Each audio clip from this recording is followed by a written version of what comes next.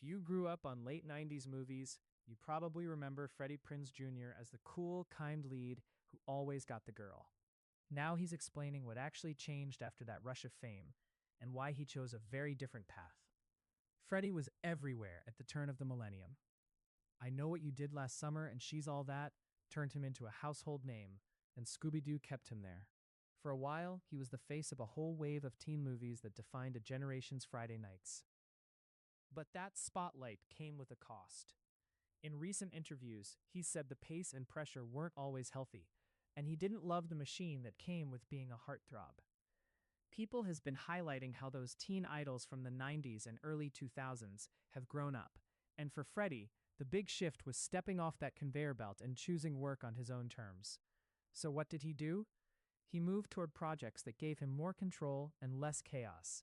He got into voice work, think animation and video games, where he could act without the constant public glare. He also leaned into personal passions that didn't depend on studios at all.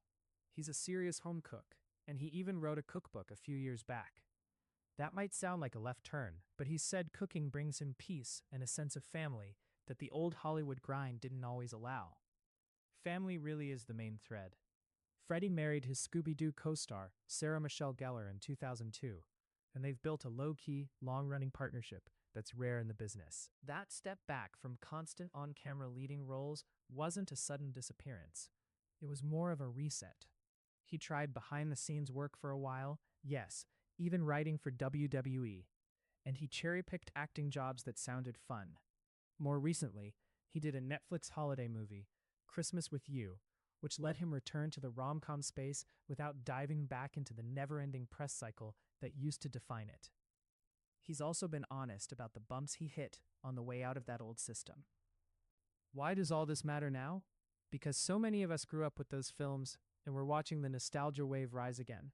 Reboots, reunions, and retro soundtracks are everywhere, and there's a new audience discovering those movies for the first time.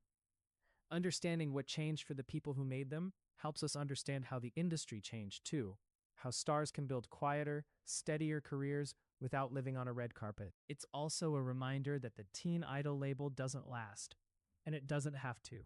In the late 90s, the system often pushed young actors into a narrow lane. More photo shoots, more typecasting, more of the same. Today, there's more room to pivot. Voice acting, streaming projects, podcasts, producing, even lifestyle brands. There are real options that let someone like Freddie keep telling stories while staying present for family life. For fans, the impact is pretty simple. If you loved those movies, you're still getting Freddie Prinze Jr., just in different places and at a saner pace. You might hear him before you see him. You might catch him in a holiday film instead of a summer blockbuster. Or you might just see a quick post from Sarah cheering him on, which says as much about where he is now as any premiere photo ever could. People's snapshot of what changed zeroes in on that arc, from poster-ready fame to a more grounded, curated career. It's not a comeback story because he never really left. It's a recalibration story, and it lines up with what a lot of actors from that era are choosing. Less noise, more intention. So if you're wondering where that 90s leading man went, the answer is he grew up like the rest of us. There's a practical lesson in that for other actors from his era and for younger ones watching now.